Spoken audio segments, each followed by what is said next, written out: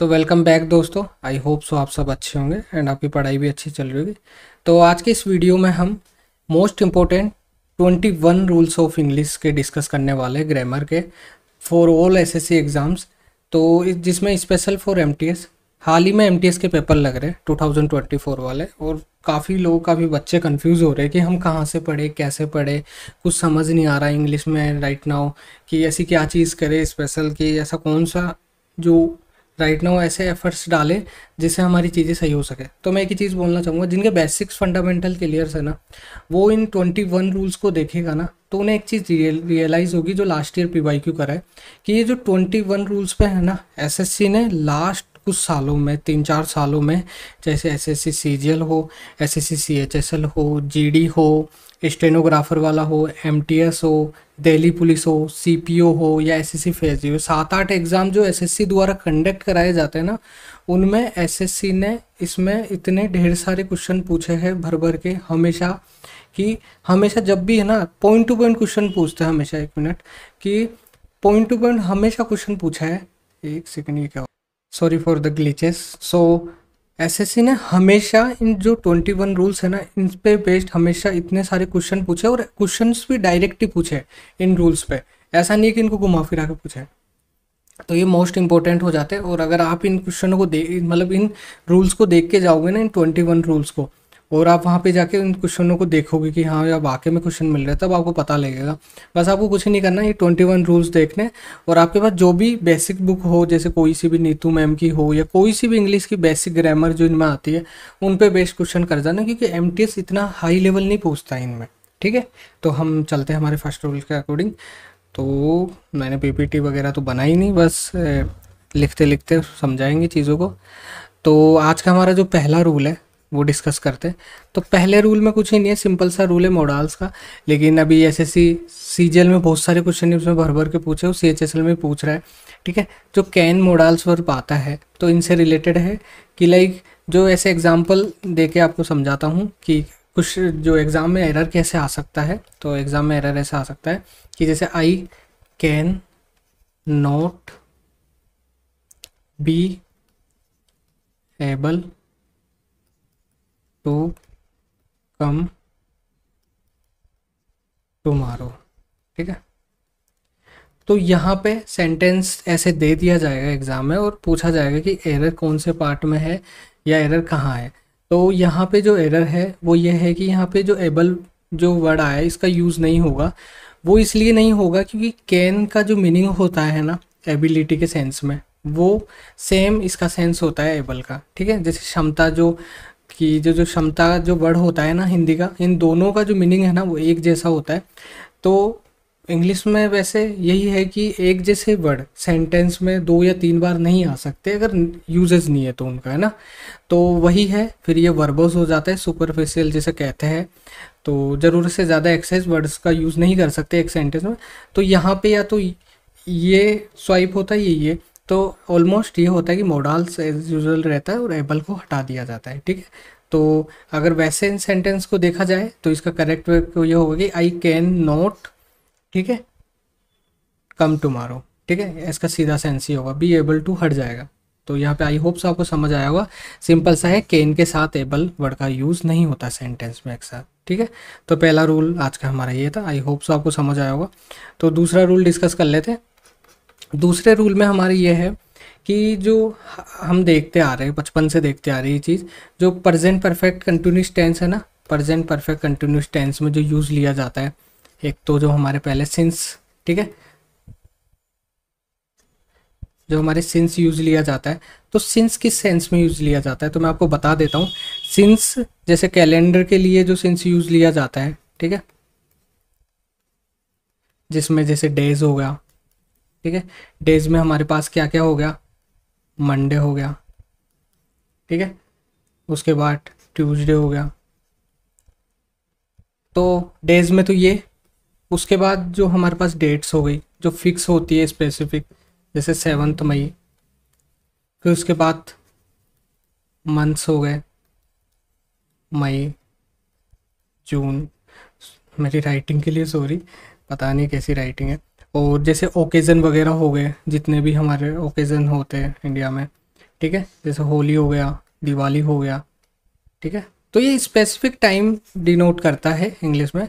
तो इन जो स्पेसिफिक एक एग्जैक्ट टाइम होता है ना, जो एग्जैक्ट टाइम बताता है किसी भी चीज़ का, तो वहाँ पे सिंस का यूज़ किया जाता है। ये तो कैलेंडर का हो गया। अगर क्लॉक में देखा जाता है तो ये तो कैलेंडर में हो गया, और क्लॉक में देखा जाए तो क्लॉक में होता है कि 7 o'clock, ठीक है। उसके बाद होता है जैसे 8 PM, ठीक है। तो ये जो सारी चीज़ें होती है ना, वहाँ पे सिंस का यूज़ किया जाता है। कुल मिला के सीधा सा सिंपल सा है कि जहाँ पे आपको exact time, date, months, occasions की बात हो ना, वहाँ पे सिंस का यूज़ किया जाता है प्रेजेंट परफेक्ट कंटिन्यूस टेंस में, जो हम हमेशा पढ़ते हुए आ रहे हैं, ठीक है। ये चीज़ आई होप सो आपको समझ आई होगी। तो एक बार इसको हटा देते हैं। जो हमारे लाइक अब इसमें दूसरा रूल ही चल रहा है, इसका दूसरा पार्ट ये है कि जो फोर का जो यूज़ होता है ना इसी में ही, वो एक जो अनडिसाइडेड टाइम रहता है या अनस्टेबलाइज जो रहता है, जैसे 4 years अनआइडेंटिफाई, अब 4 years पता ही नहीं कौन सा है, ठीक है। या फोर जो एक तरीके से हमारे फोर ये जो होते हैं 4 years के बाद, लाइक जैसे हो गया 2 hours, है ना। अब पता नहीं ना, वो जैसे एग्जाम्पल ये होता है कि I have been teaching for 2 hours, ठीक है। तो ऐसे एग्जाम्पल वगैरह होते हैं। लेकिन अगर ऐसा एग्जाम्पल हो ना कि I have been teaching since 1994, तो वहाँ सिंस 1994 के लिए आ गया। तो अगर 2 hours हो तो वहाँ 4 का यूज़ हो जाएगा। तो आई होप से आपको समझ आएगा, बड़ी बेसिक चीज़ है, बट जब क्वेश्चन आता है ना तो वहाँ पे थोड़ा ऐसे कंफ्यूज हो जाते हैं चीज़ों के लिए। तो बस इतना से याद रखना है, एग्जैक्ट टाइम के लिए सिंस आएगा, और 4 आएगा कि अनडिसाइडेड टाइम, जैसे 4 2 hours कुछ पता नहीं कि कौन सा है, 2 month 3 months ऐसे, लाइक, है ना, ठीक है। क्योंकि अगर ऐसे भी बोला जाता है ना 3 month 4 months, तो कौन से 3 4 months पता ही नहीं है हमें। तो ऐसे चीज़ों को याद रखना है। एग्जाम्पल एज यूजल आप देख सकते हो। तो आपको कुछ नहीं करना, बस इनसे रिलेटेड एमटीएस के पेपर में अब देने जाओगे तो उससे पहले आप है ना इन रूल्स पे बेस्ड है ना क्वेश्चंस देखे जाना। आपको नहीं मिले ना तो इट्स माय प्रॉमिस, आप आके जैसे मुझे कुछ भी बोल सकते, ठीक है। तो आज का जो थर्ड रूल है वो देख लेते हैं। हमारा थर्ड रूल में कुछ नहीं है, सिंपल सा है, सब्जेक्ट वर्ब एग्रीमेंट से ये रूल है थर्ड वाला। तो आपने देखा होगा कि दो नाउन जैसे राम एंड श्याम, ठीक है, एंड से जुड़े हो, है ना, और आर कमिंग, ठीक है।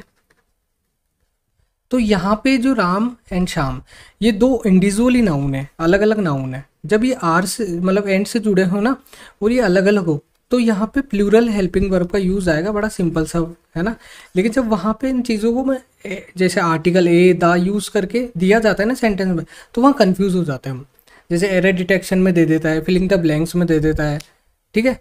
तो सेंटेंस इंप्रूवमेंट दे देता है कि लाइक सेंटेंस में दे देंगे कि इसमें बताओ कि जो रेस्टिफाई जो चीज़ है जो सही है वो कौन सा है। तो ऐसी चीज़ों को देखा जाता है।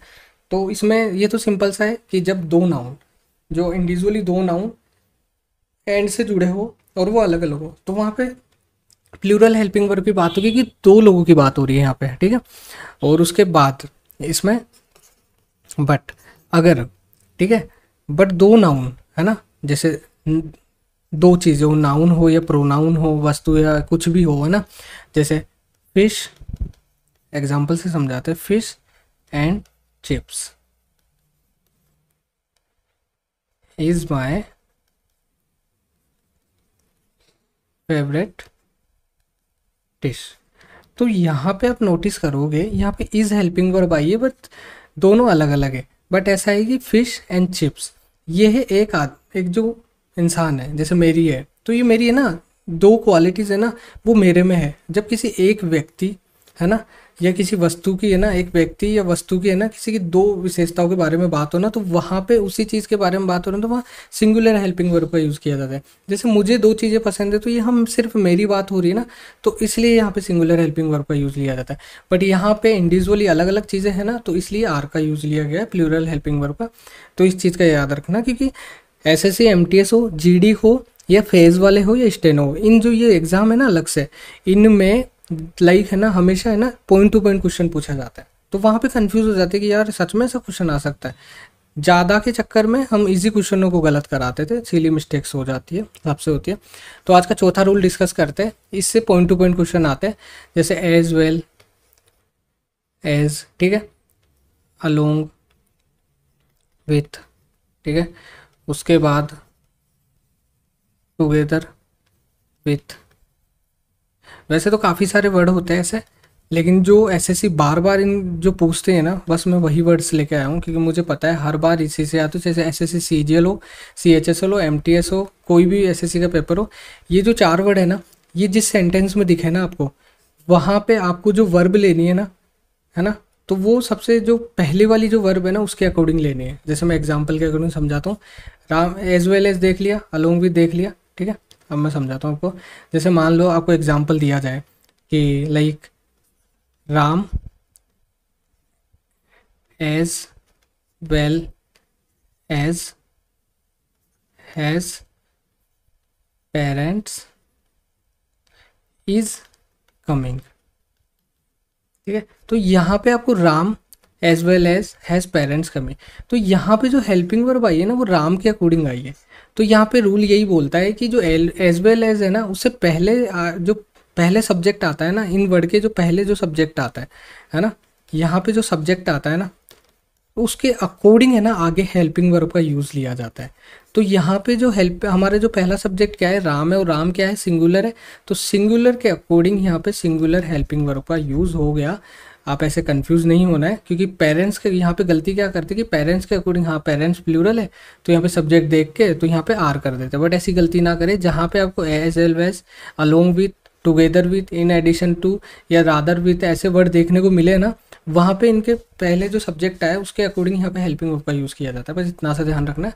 जो हमारा 4 नंबर का रूल है वो यही बोलता है और काफ़ी इंपॉर्टेंट है, ठीक है। तो इस चीज़ को ऐसे याद रखना है।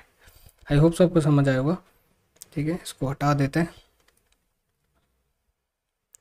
एक सेकेंड, जूम आउट, ठीक है। हाँ इतना काफ़ी है। एक सेकेंड कहाँ गया, ओके।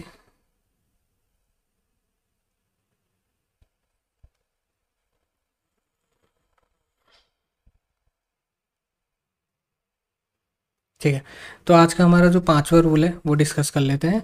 तो 5वें रूल में हमने ये देखना है कि लाइक जैसे आपने ये वर्ड देखे होंगे, ए वाइट, ठीक है, बहुत बेसिक से समझाऊंगा चीज़ों को।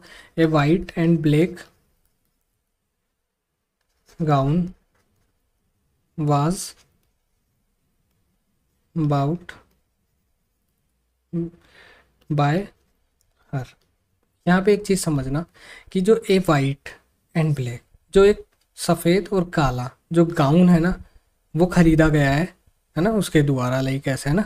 तो इसमें हिंदी का सेंस ऐसे देता है, बट आपको समझना है जिस भी नाउन या प्रोनाउन के से पहले या एडजेक्टिव से पहले ए का यूज़ हो रहा है, जैसे यहाँ पे वाइट और ब्लैक, ठीक है। तो यहाँ पे ये एक तरीके से एडजेक्टिव की सेंस देते हैं कि यहाँ पे a white and black gown was bought by हर।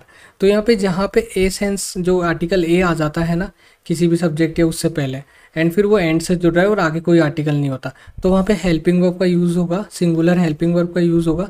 क्योंकि यहाँ पे क्या होता है कि एक ही चीज़ के बारे में बताया जा रहा है। जैसे एक गाउन है जो ब्लैक एंड वाइट है, तो उसी के बारे में बताया जा रहा है कि जैसे ये गाउन है मान लो ऐसा, तो ये ब्लैक एंड वाइट है, ठीक है, ये ब्लैक और ये वाइट, तो ये एक ही गाउन की बात हो रही है। तो इस बारे में तो ध्यान रखना है कि आर्टिकल्स का खास तौर पे ध्यान रखना है कि एमटीएस आर्टिकल से हमेशा क्वेश्चन पूछती है, और ऐसे एरर डिटेक्शन में ऐसे क्वेश्चंस आते हैं और फिर नहीं आते तो गलत हो जाते हैं। और फिर इसके अलावा जो आर्टिकल से और जो क्वेश्चन पूछता है इसमें कि लाइक वो कैसे पूछता है, 5वां रूल ही चल रहा है कि जैसे द डायरेक्टर, ठीक है, and the producer have come. तो यहाँ पे एक चीज़ ध्यान रखना, यहाँ पे स्पेसिफिक द लग के वो डिनोट किया जा रहा है कि अलग अलग कि जो डायरेक्टर है जो प्रोड्यूसर है वो साथ आ रहे हैं। तो यहाँ पे सिंपल सी बात है, यहाँ पे प्लूरल जो हेल्पिंग वर्ब है उसका आना तो कंपलसरी है, क्योंकि यहाँ पे 2 लोगों की बात हो रही है। बट यहाँ पे ऐसा होता ना सेंस कि द डायरेक्टर एंड प्रोड्यूसर, यहाँ पे दा हट जाता तो यहाँ पे एक ही सेंस होता और यहाँ पे हैज़ आ जाता। वो इसलिए आ जाता कि जो द डायरेक्टर एंड प्रोड्यूसर एक ही और वो आ रहे हैं, बट यहाँ पे दा लगा के इन दोनों को इंडिविजुअली कर दिया ना, तो यहाँ पे प्लूरल हेल्पिंग वर्ब का यूज़ हो रहा है। तो 5वां रूल आई होप आपको समझ आया होगा। तो आगे 6 नंबर का रूल डिस्कस करते हैं। थोड़ा तेज़ी से चल रहे हैं क्योंकि हम बोर नहीं करना चाहते आपको। तो आई होप से सिंपल से रूल है, इन पे बेस्ट आपको क्वेश्चंस करने हैं। आपके पास कोई भी बुक हो या ऑनलाइन सर्च कर लेना, एक एक रूल को डाल के बहुत सारे लास्ट ईयर क्वेश्चन आपको मिल जाएंगे, ठीक है। जो हमारा 6 नंबर का रूल है इससे तो इतने भर भर के क्वेश्चन पूछता है ना, एसएससी सबसे फेवरेट है। कि जैसे आपने ये पेयर देखे होंगे, नाइदर नोर, ठीक है, आइदर और, नेगेटिव सेंस है ये, और ये पॉजिटिव सेंस है, इतना याद रखना, ठीक है। और नोट ओनली बट आल्सो, इससे तो इतने ज़्यादा क्वेश्चन आते हैं। तो यहाँ पे जहाँ पे आपको नाइदर दिखे ना उसके साथ नोर आएगा, जहाँ पे आपको आइदर दिखे ना उसके साथ और आएगा, नोट ओनली के साथ बट आल्सो आएगा। एसएससी सीधा सीधा क्वेश्चन इससे करता है, हमेशा करता हुआ है और आगे भी करता रहेगा। तो मैं आपको एक ही चीज़ बोलूँगा, ऐसा पॉसिबल ही नहीं है। आप जैसे एमटीएस के पेपर उठा के देखना पूरे लगने के बाद, इनसे अगर इस रूल के अकॉर्डिंग आपको क्वेश्चन नहीं दिखे ना, तो ये मेरा प्रॉमिस है, ठीक है। आप आप आके जैसे कमेंट में कुछ भी बोल सकते हो, मैं एग्जाम्पल से समझाता हूँ कि ऐसे ये रूल वर्क करता है। अगर आपको पता है तो बहुत अच्छी बात है, आपका रिवीजन हो जाएगा। जैसे नाइदर, ठीक है, neither Ram NOR Shyam has come, ठीक है, ना तो राम और ना श्याम दोनों ही नहीं आ रहे। तो यहाँ पे क्या होता है कि जो एक तरह से नाइदर राम और नोर श्याम, यहाँ पे जो सब्जेक्ट जो हेल्पिंग वर्ब आती है ना, वो यहाँ पे सेकंड वाले सब्जेक्ट के अकॉर्डिंग आती है। जो यहाँ पे नोर है ना, ये जो पेयर है ना, इनके नियर बाय जो सब्जेक्ट होता है ना, जैसे नोर के नियर बाय कौन है, श्याम है, तो उसके अकॉर्डिंग यहाँ हेल्पिंग वर्ब का यूज़ किया जाता है, ठीक है। तो यहाँ पे सिंगुलर हेल्पिंग वर्ब आ गई इसके अकॉर्डिंग, ठीक है। और यहाँ पे एक चीज़ याद रखना है, यहाँ पे पेयर को हमेशा याद रखना है कि नाइदर के साथ नोर आएगा, आइदर के साथ और आएगा, नोट ओनली के साथ बट आल्सो आएगा। और जहाँ नाइदर राम और नोर श्याम है इसका, और जो सेकंड वाला जो पेयर है नोर वाला, उसके जो नियर बाय जो सब्जेक्ट है ना, तो उसी के अकॉर्डिंग यहाँ पे हेल्पिंग वर्ब का यूज़ लिया जाएगा। तो हमारा 6 नंबर का जो रूल है वो यही बोलता है। आई होप सो आपको समझ आया होगा, ठीक है। तो आगे चलते हैं, तो इसको हटा देते एक बार।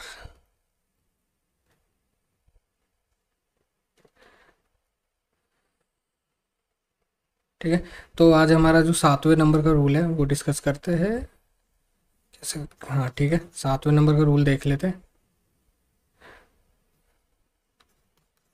ठीक है। तो हमारे जो 7वें नंबर का रूल है वो इतना सा कहता है कि जैसे आपको है ना बोल नहीं करेंगे, सेंटेंस से समझाएंगे डायरेक्ट, कुछ नहीं है ज़्यादा, बस पढ़ते रहिए और इनके अकॉर्डिंग आप है ना, इनसे इन रूल से मतलब 10 15 20 है ना अपने अकॉर्डिंग है ना एग्जाम्पल्स देख लेना, सब चीज़ें क्लियर हो जाएगी। The quality of apples is good. तो यहाँ पे आप नोटिस करोगे जो एप्पल्स है ना, ठीक है, ये एक तरीके से प्लूरल सब्जेक्ट है, ठीक है, बट इसके यहाँ पे तो सिंगुलर हो गया। लेकिन यहाँ पे जो ये इज आया है ना, वो एप्पल्स के अकॉर्डिंग नहीं आया, यहाँ पे द क्वालिटी के अकॉर्डिंग है ना इज आया है। The quality of Apple is good, है ना। तो आपने एक सेंटेंस देखे होंगे, जैसे मैं आगे समझाऊंगा, ए नंबर ऑफ बॉयज, है ना, are a number of boys is 20, ठीक है। तो जो ए नंबर ऑफ बॉयज होता है ना, वहाँ पे सिंगुलर सेंस में ऐसे यूज लिया जाता है, वहाँ पे प्लूरल सेंस में यूज लिया जाता है हेल्पिंग वर्ब को, सॉरी। और द नंबर ऑफ बॉयज, है ना, the number of boys is 40। तो यहाँ पे ऐसे सेंस वाले होते हैं ना, ए नंबर ऑफ बॉयज, ठीक है, या द नंबर ऑफ बॉयज, तो उसी के सेंस में ये वाला क्वेश्चन है। यहाँ पे सिर्फ इतना से याद रखना है, the quality of apples is good. यहाँ पे जो इज आ रहा है ना, तो वो मेन सब्जेक्ट के अकॉर्डिंग आ रहा है, और मेन सब्जेक्ट इसका ये है। अब मेन सब्जेक्ट कैसे पता करोगे, मेरे को ये बताइए। इस सेंटेंस में द क्वालिटी के बाद क्या है, ऑफ। ऑफ क्या होता है, अपने प्रीपोजिशन होता है, और प्रीपोजिशन हमेशा क्या लेता है, ऑब्जेक्टिव केस लेता है। और जो ऑब्जेक्टिव केस है ना, वो कभी किसी सेंटेंस का सब्जेक्ट नहीं बन सकता ना, वो तो बिल्कुल अपोजिट हो गया। तो यहाँ पे कैसे इज इसके अकॉर्डिंग आ सकता है, तो वो तो सिंपल सी सेंस है। तो यहाँ पे फिर गुड क्या बचता है, गुड एडजेक्टिव हो गया। तो यहाँ पे बचा क्या, द क्वालिटी। तो द क्वालिटी मेन सब्जेक्ट है, और द क्वालिटी के अकॉर्डिंग यहाँ पे सिंगुलर हेल्पिंग वर्ब का यूज किया जाएगा। तो ऐसे सेंटेंस को अप्रोच करना है। मैं फिर से बता देता हूँ कि the quality of apples is good. यहाँ पे ऑफ है, ऑफ के बाद प्रीपोजिशन है, प्रीपोजिशन के बाद हमेशा ऑब्जेक्टिव केस लिया जाता है, और ऑब्जेक्टिव केस कभी किसी सेंटेंस का सब्जेक्ट नहीं बन सकता। तो यहाँ पे द क्वालिटी बचा है, तो द क्वालिटी यहाँ इस सेंटेंस का मेन सब्जेक्ट है। और एसएससी इस पे इतने क्वेश्चन पूछता है हर बार।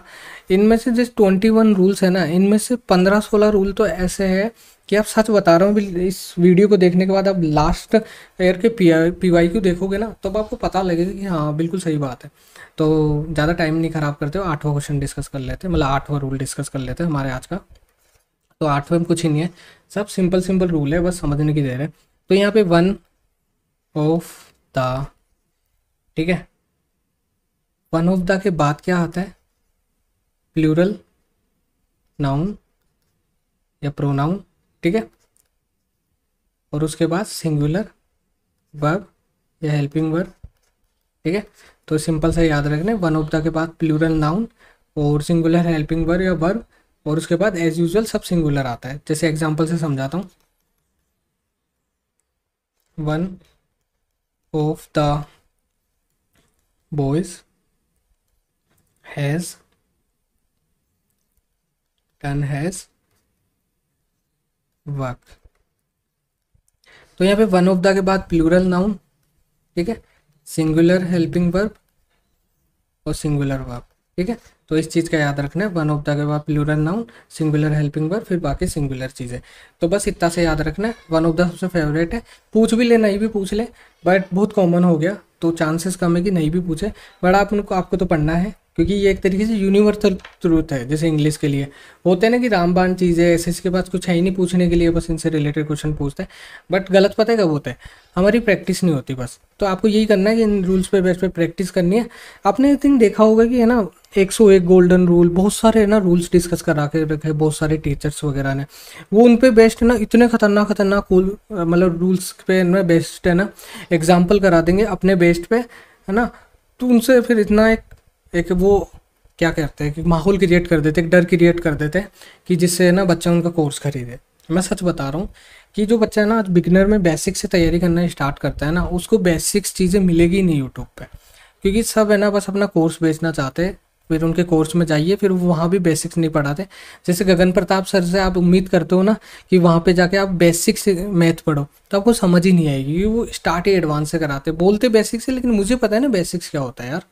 क्योंकि बच्चों को मैं सच बता रहा हूँ आज की हालत क्या है, मैं सच बताऊँ जो तैयारी स्टार्ट कर रहे हैं ना, आर्ट्स बैकग्राउंड हो या बीएससी वगैरह के बैकग्राउंड हो, है ना, वहाँ पे क्या होता है, जैसे बहुत सारे बच्चे हैं जिनको इसका मतलब भी पता नहीं, अंडर रूट 16 का, सच बता रहा हूँ, बहुत कॉमन चीज़ है, लेकिन मेरे को पता है ना, पता नहीं होता।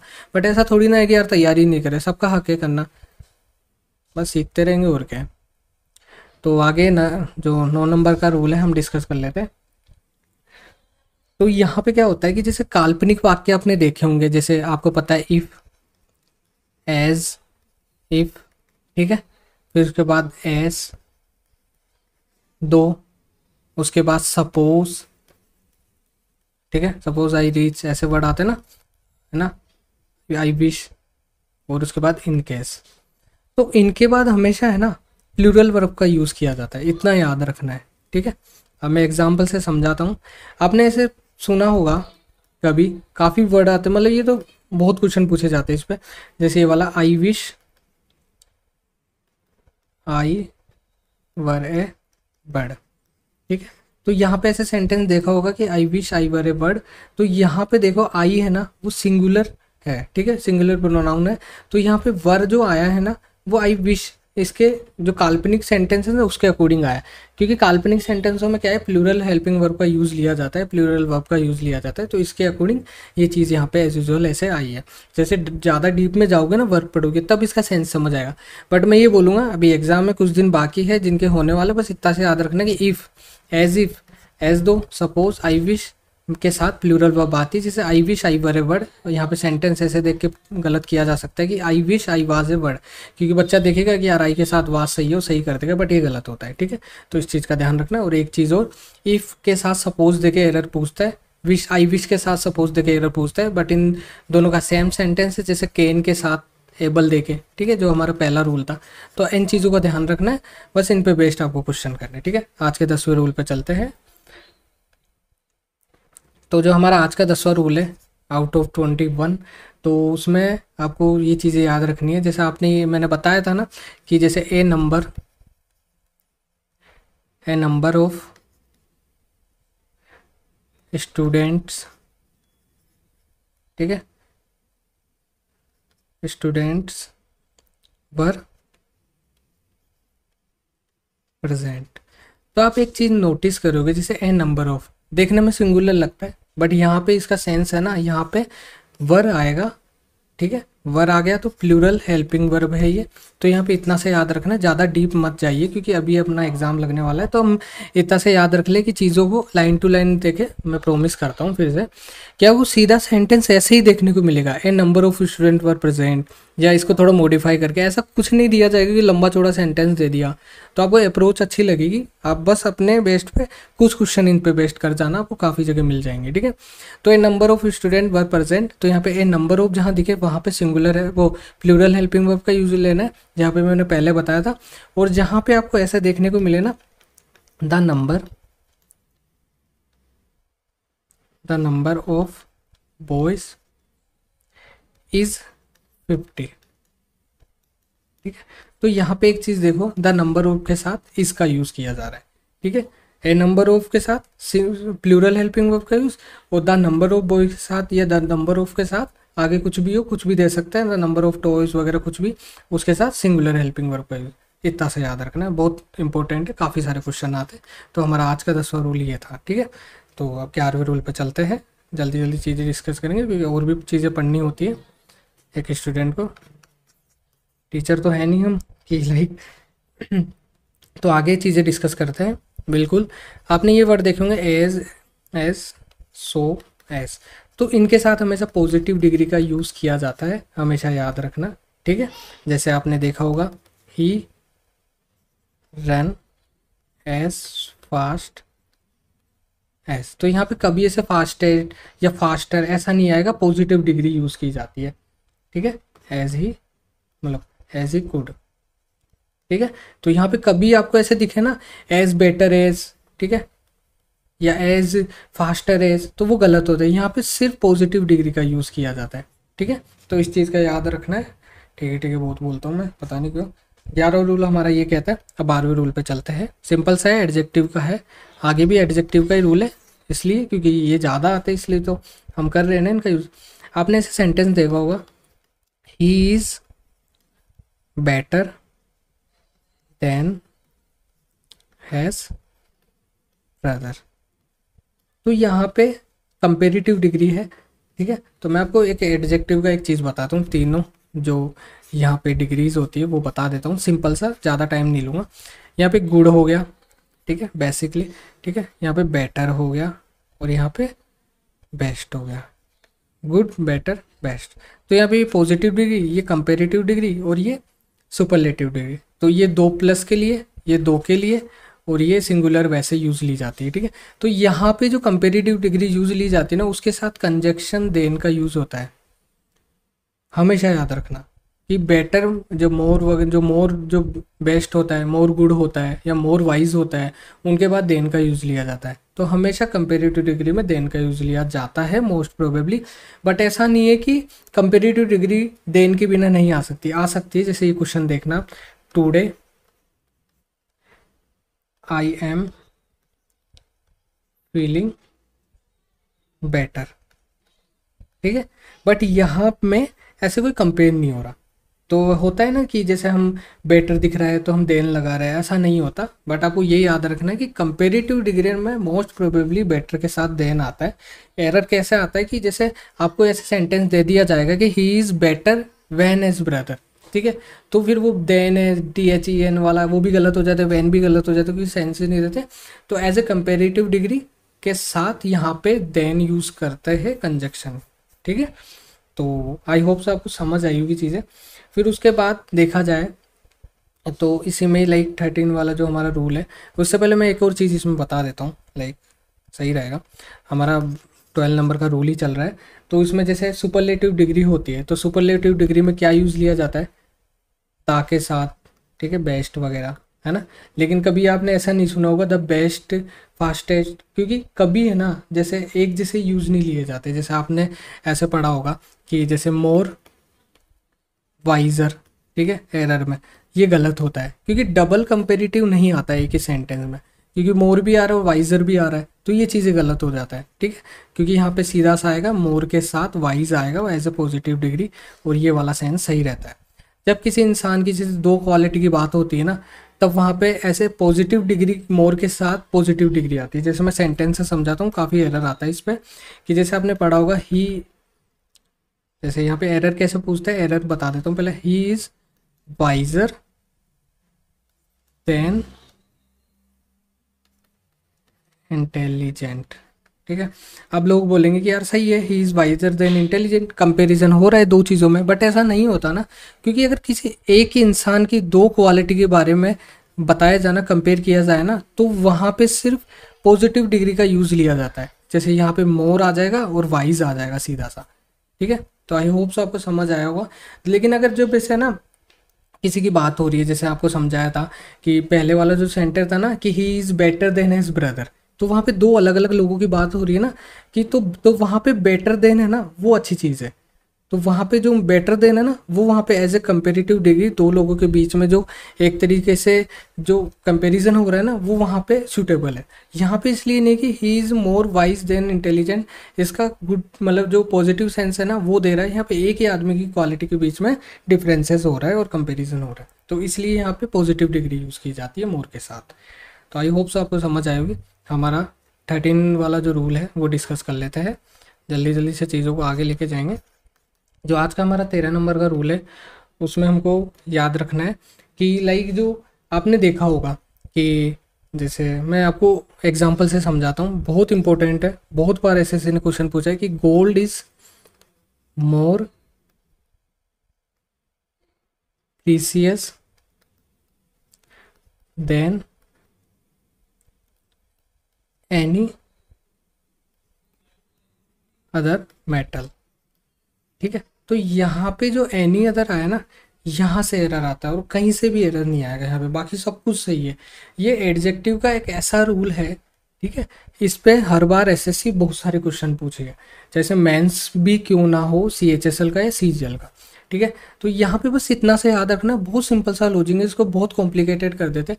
आप बस इतना से याद रखिए कि मान लो आपके घर में सोना है, ठीक है, तो आपको है ना, आपके घर में सोना है, आपके पास सोने की भी अंगूठी है, चांदी की भी अंगूठी है, तांबे की भी अंगूठी है, ठीक है, तो आपके 3-4 अंगूठियाँ हैं, तो आप बोल देते हो कि है ना मेरी जो गोल्ड की जो अंगूठी है ना वो ज़्यादा अच्छी है बाकी जो मेटल्स जो धातु रखे हुए ना उनसे, क्योंकि ये सारे धातु है।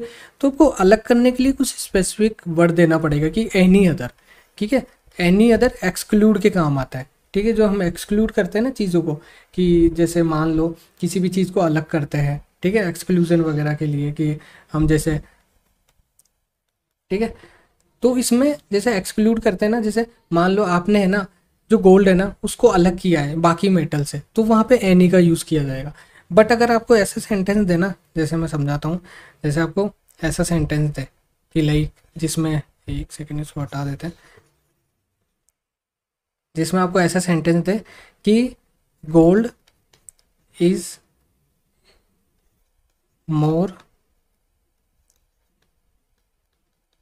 प्रीसियस देन एनी अदर, जैसे क्या ले सकते हैं, स्टोन्स। ठीक है, अब एक बात बताइए, गोल्ड ऑलरेडी अलग है, जो गोल्ड है ना वो ऑलरेडी एक्सक्लूड हो चुका है इस सेंटेंस में, क्योंकि इसका मीनिंग ये है कि जो सोना है ना वो बहुत ज़्यादा कीमती है पत्थरों से। तो ये तो कॉमन सेंस वाली बात है कि पत्थर और सोने में तो पहले से ही डिफरेंसेस है, पढ़ने में ही समझ आ रहा है कि ये तो ऑलरेडी एक्सक्लूड है, ये चीज़ तो ऑलरेडी अलग है। तो यहाँ पे एनी का यूज़ नहीं लेते, एनी का यूज़ वहाँ लेते हैं जहाँ पे चीज़ें एक जैसी और उसको अलग से अलग करना पड़े। ठीक है, तो ऐसे चीज़ों को देखा जाता है। ठीक है, आई होप सो आपको समझ आई होगी चीज़, क्योंकि एनी अदर का यहाँ पे लॉजिक है, एनी अदर वहीं यूज़ किया जाता है जब सेम सी चीज़ें, जैसे 3 अंगूठी है, गोल्ड की चीज़ों को, जैसे गोल्ड की अंगूठी को चांदी की और तांबे की अंगूठी से अलग करना है तो मैं एनी अदर का यूज़ लूँगा। बट मेरे को पता है अगर मैं गोल्ड को पत्थर से अलग करूँगा ना तो वहाँ पे मेरे को एनी की यूज़ करने की ज़रूरत नहीं है, क्योंकि गोल्ड ऑलरेडी पत्थर से अलग है, और ये बात बहुत कॉमन सेंस वाली है, सबको पता है। तो ऐसे बेसिक फंडामेंटल थोड़ा देसी लेके चलना है, जो चीज़ें समझ आए। तो 14 नंबर वाला रूल डिस्कस कर लेते हैं हमारा आज का। तो आई होप सो आपको चीज़ें समझ आ रही होगी, मैं पता नहीं कैसा समझा पा रहा हूँ नहीं। जैसे आई और से रिलेटेड आपने काफ़ी सेंटेंस देखे होंगे, जैसे इनफेरियर, ठीक है, सीनियर, उसके बाद जूनियर, उसके बाद प्रायर। ठीक है, तो इनसे रिलेटेड आपने जितने भी देखे होंगे ना एडजेक्टिव में, तो वैसे तो एडजेक्टिव में क्या होता है कि देन का यूज़ लिया जाता है। ठीक है, कि बेटर देन है ना। लेकिन यहाँ पे जैसे कंपेयर किया जाए तो यहाँ पे टू प्रीपोजिशन का या टू जो कंजक्शन है उसका यूज़ किया जाएगा, ठीक है, क्योंकि inferior to, senior to, prior to, junior to, ऐसे सेंटेंस का यूज़ किया जाएगा। मतलब ऐसे सेंटेंस आ जाए और जहाँ पे आपको इन्फेरियर दिखे उसके साथ टू, मतलब कुल मिला के जिसके सेंटेंस में आई यू आर है ना लास्ट में, उसके साथ टू का यूज़ किया जाएगा। बड़ा सिंपल सा सेंटेंस है, बहुत कॉमन है। और एक और चीज़ है इसमें, जैसे आपको दिखे ना प्रिफ, है ना, प्रीफेबल, है ना, तो इसके साथ भी टू कंजक्शन का यूज़ किया जाता है एज ए कंपेरेटिव डिग्री में, ठीक है। तो इस चीज़ का याद रखना है। 14 रूल हमारा यही बोलता है, ठीक है। आगे 15 रूल डिस्कस करते हैं, जल्दी जल्दी लेके चलते हैं। अब तो मतलब इंपॉर्टेंट तो है बट जल्दी जल्दी बताते हैं, ठीक है। ये बहुत इंपॉर्टेंट वाला रहने वाला है, तो सेंटेंस से समझेंगे। Gandhi ji was the Nobelist, ठीक है, and wiser of all the leaders, ठीक है। तो यहाँ पे सीधा सा है, जो गांधी जी है ना वो नोबेलिस्ट एंड वाइजर है सभी में से, ठीक है। लेकिन तो यहाँ पे एक चीज़ का याद रखना कि अगर जब कंपैरिजन होता है ना एडजेक्टिव में, या इंग्लिश जो लैंग्वेज है इसमें कंपैरिजन होता है ना, तो जैसे कंपेरेटिव डिग्री है ना, तो वो कंपेरेटिव डिग्री में हुआ है। एक सेंटेंस में अगर वाइजर दे रखा है तो आगे भी वाइजर से रिलेटेड है ना कंपेयर होगा। मतलब कुल मिला के ऐसे कि जैसे मोर बेटर है ना तो मोर फास्टर, ठीक है। जैसे मोर बेटर है ना तो मोर बेस्ट, ऐसे सेंटेंस में ऐसे यूज लिया जाता है। जैसे यहाँ पे नोबेलिस्ट है ना तो यहाँ पे सुपरलेटिव डिग्री से रिलेटेड कंपैरिजन है तो इसको भी सुपरलेटिव बना दिया जाता है। क्यों? क्योंकि है ना यहाँ पे ये तो कंपेरेटिव डिग्री होगी और ये सुपरलेटिव डिग्री। कभी एक ही सेंटेंस में सुपरलेटिव डिग्री और कंपेरेटिव डिग्री नहीं आती, यहाँ पे सेम जो डिग्री है उनका यूज़ लिया जाता है एज ए कंपैरिजन में। जैसे कंपेरेटिव डिग्री का जो कंपेयर है वो कंपेरेटिव डिग्री के साथ होगा, सुपरलेटिव डिग्री का सुपरलेटिव के साथ, ठीक है। तो ऐसी चीज़ों को समझना है। और काफ़ी सारे क्वेश्चन देके जाते हैं, ऐसे सेंटेंस दे देंगे और एरर पूछते हैं, तो एरर डिटेक्शन के लिए बेस्ट हो जाता है। मैं फिर से बोल रहा हूँ, इन रूल्स के ऊपर क्वेश्चन जरूर करके जाना। लास्ट प्रीवियस ईयर आपको काफ़ी सारे मिल जाएंगे, खोल के रखना, स्क्रीनशॉट वगैरह ले लेना या इस वीडियो को चला लेना। PDF वगैरह का तो पता नहीं क्या होता है बट समझाता हूँ। अब जो 16 वाला रूल है ना वो भी काफ़ी इंपॉर्टेंट है। आपने सिंपल सा देखा होगा, नो सूनर, ठीक है, इसके साथ देन आता है, ठीक है। बहुत एसएससी ने बहुत बार क्वेश्चन पूछा है इस पर। लेकिन जो हार्डली है ना, जो कंजक्शन होगा ना, हार्डली इनके साथ वैन, बेरली इनके साथ भी वैन, बस इतना सा याद रखना है आपको कि जो नो सूनर है उसके साथ देन आता है और जो हार्डली है उसके साथ वैन आता है, बेरली उसके साथ वैन आता है। और जब भी किसी सेंटेंस में no sooner than, hardly when, barely when आता है ना तो वो सेंटेंस इन्वर्जन होता है, सेंटेंस का इन्वर्जन होता है, यानी हेल्पिंग वर्ब सब्जेक्ट से पहले आती है। जैसे आई हैज़ हो गया तो वहाँ पे हैज़ आई आता है, ठीक है। तो इन्वर्जन का मतलब ये होता है कि सब्जेक्ट से पहले हेल्पिंग वर्ब का आना, ठीक है। तो इसका याद रखना है, जब ये तीनों चारों वर्ड आते हैं ना, और भी वर्ड है ऐसे सेल्डम वगैरह हो गया, जैसे ये सारे नेगेटिव वर्ड है, हार्डली, बेरली, सेल्डम वगैरह, तो इनके साथ हमेशा इन्वर्जन होता है, हेल्पिंग वर्ब सेंटर जो सब्जेक्ट से पहले आती है, ठीक है। आपको ये चीज़ समझ आएगी। तो हमारा आज का सिर्फ 16 नंबर वाला रूल था, वो यही बोलता है। बहुत कॉमन सा है बट बहुत क्वेश्चन आते हैं। तो जो हमारा 17 नंबर वाला रूल है वो डिस्कस कर लेते हैं। तो आर्टिकल से बेस्ड आपको क्वेश्चन करके जाने हैं, जैसे ए हो गया, AN हो गया और दा हो गया, ठीक है। तो द बेस्ट, ठीक है, द फास्टेस्ट, तो ऐसे तो दा का तो आपको स्पेसिफिक किसी को डिनोट करने के लिए, the Taj Mahal, the school, the United state, तो इन चीज़ों से रिलेटेड आप उनमें देख लेना कि कौन कौन से के लिए दा का यूज़ किया जाता है, ठीक है। बाकी ए और एन का देखना है, क्योंकि SSC 2023 में जो MTS का जो पेपर लगा था ना उसमें रिलेटेड AN से रिलेटेड बहुत सारे एरर पूछे जाते हैं, ठीक है। तो आपको इस चीज़ का याद रखना है। तो मैं बता दूँ, ए तो हमारे जो कॉन्सोनेंट्स होते हैं, जो व्यंजन वगैरह होते हैं, जैसे मतलब जैसे कुछ भी ले लो, ए पेन, है ना, बट एन IAS ऑफिसर, ठीक है। तो यहाँ पे IAS ऑफिसर है तो आई का है तो ये वोवल्स नहीं है, बट जैसे आप ऐसे लिखोगे तो इसको ऐसे ही तो लिखोगे ना, तो यहाँ पे जो साउंड आ रहा है वो वोवल्स का आ रहा है, तो यहाँ पे वोवल्स जो हमारे साउंड हो जाते हैं वो हो जाते हैं जैसे A, E, I, O, U जो 5 हो जाते हैं, ठीक है। तो इनका जो हिंदी सेंस है ना वो देखना है हमेशा। और आपको एक चीज़ याद रखना है कि जो होनेस्ट है ना, होनेस्ट, जैसे होनेस्ट आप देखते हो, होनेस्ट, ठीक है, जब होनेस्ट को हिंदी में लिखते हैं तो H गायब हो जाता है और ऑनेस्ट लिखते हैं इसको, ठीक है। तो यहाँ पे एन का प्रयोग किया जाता है इसके साथ, तो इस चीज़ का याद रखना है, ठीक है। और बाकी एन IAS ऑफिसर या एन जो कुल मिला के जिससे वोवल साउंड निकले ना, और बाकी इन सेंटेंस का ध्यान रखना है कि जहाँ पे जो गायब होता है ना, जैसे होनेस्ट, अब हिंदी में इसको होनेस्ट थोड़ा ना लिखेंगे, इसको ऑनेस्ट लिखते हैं, तो ऑनेस्ट ओ आ रहा है, आ रहा है, तो यहाँ पे वोवल साउंड कर रहा है, तो इसके साथ एन का यूज़ होगा। तो इस चीज़ को ऐसे याद रखना है।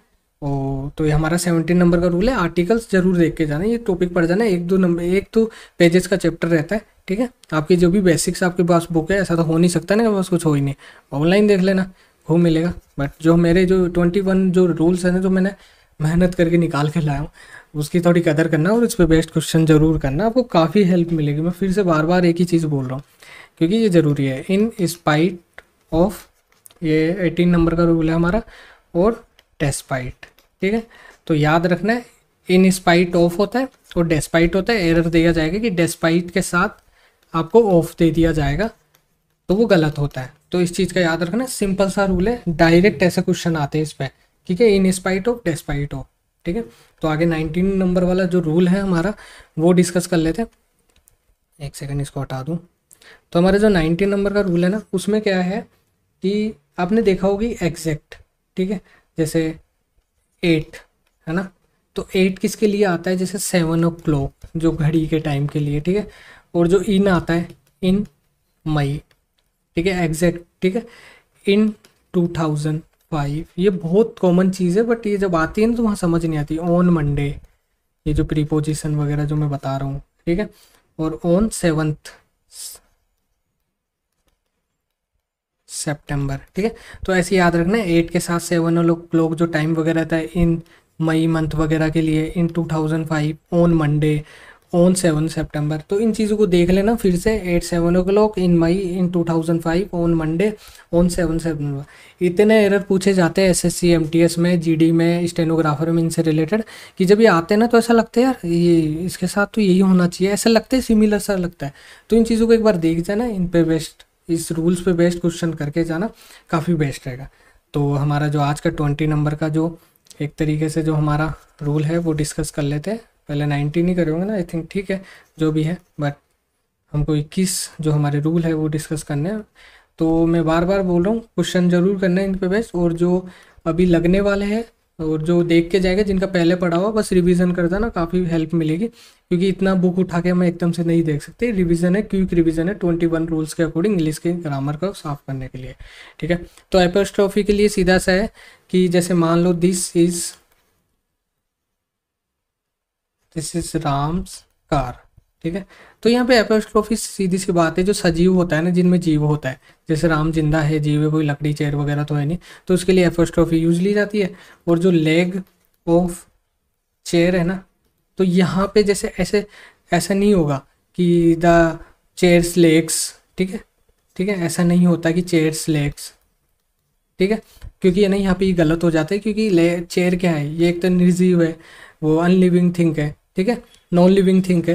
तो यहाँ पे नॉन लिविंग थिंग के लिए एपोस्ट्रोफी यूज़ नहीं ली जाती, ऑफ का यूज़ किया जाता है। अब कई लोग बोलेंगे कि ना बहुत सारे इसमें एक्सपेक्शनल होते हैं, बट मैं सिंपल सी बात है, हम MTS का पेपर देने जा रहे हैं, और हमसे शायद तक एग्जाम से इतनी उम्मीद करनी चाहिए कि वो MTS के लेवल तक ही पूछे। और ज़रूरी नहीं है, CGL CHSL में भी ना आजकल ऐसे डायरेक्ट क्वेश्चन पूछे जाते हैं, ठीक है। एलिमिनेशन के लिए उनके पास बहुत सारे ऑप्शन है, जैसे मैथ हो गई, ठीक है, वो काट लेंगे नंबर वहाँ पे, लेकिन SSC में, MTS में, इंग्लिश में यही लेवल आता है, इससे ज़्यादा हार्ड नहीं आता। बाकी एक चीज़ और देखनी है कि लाइक बस डरना नहीं है, बस पेपर देना है। आज का हमारा लास्ट रूल डिस्कस कर लेते हैं, जो काफ़ी इंपॉर्टेंट भी हो सकता है, जैसे ही वर्क्स, ठीक है, हार्ड। मेरे को ये बताइए कि ये सेंटेंस सही है क्या? हाँ बिल्कुल सही है, बट इसमें एरर कैसे आता है, ही वर्क्स हार्डली, ठीक है। तो ही वर्क्स हार्डली गलत हो जाता है, क्योंकि हार्डली का मतलब होता है मुश्किल से, ठीक है, ये नेगेटिव सेंस में चला जाता है। बट हार्ड वर्ड का मतलब है कि हाँ ही वर्क्स हार्ड, इसने मेहनत करी है। जो ऐसे एरर पूछे जाते हैं कि ही वर्क्स हार्डली, तो ये गलत हो जाता है, ये हार्ड हो जाएगा, मतलब सॉरी, हार्ड का यूज़ किया जाएगा। तो हमने 21 रूल्स डिस्कस कर लिए हैं। अब मैं आपको एक चीज़ बताता हूँ, छोटी सी, बस ज़्यादा टाइम नहीं लूँगा, हो गया हमारा। हमने 21 रूल डिस्कस करे इंग्लिश के, ठीक है, इंग्लिश के, ठीक है। अब आपको कुछ नहीं करना, इन पे बेस्ड है ना एग्जाम्पल्स, जैसे जो भी आपको एग्जाम्पल्स करने, लास्ट ईयर PYQ, ठीक है, लास्ट ईयर करने 2-3 साल के। ठीक है, 2-3 साल के मतलब ऐसा नहीं है आप पूरी लेके बैठे हो, नहीं नहीं, आपको जो भी मिले इन पे बेस्ड आपको इतने क्वेश्चन मिल जाएंगे कि आपको बार बार रिपीटेड दिखेंगे। और मैंने आपको ऐसे कंफ्यूज नहीं करा कि ये एडवर्ब एडजेक्टिव इनका, आपको सिंपल सा बस इन रूल्स को देखना है, आपको पता लगे कि चीज़ें आपने क्या सीखा है क्या नहीं सीखा। ठीक है, तो आई होप सो जो लोग कंफ्यूज हो रहे थे कि मैं लास्ट में कौन से रूल्स वगैरह पढ़ूँ, तो उनके लिए बेस्ट वीडियो है। एंड बेस्ट ऑफ लक सभी को एमटीएस के पेपर के लिए। तो पढ़ते रहिए बस, एंड वीडियो अच्छा लगे तो लाइक एंड सब्सक्राइब ज़रूर करना, कमेंट में ज़रूर बताना कुछ गलती हो तो, क्योंकि ये मेरी स्टार्टिंग है। तो thank you so much, bye, take care.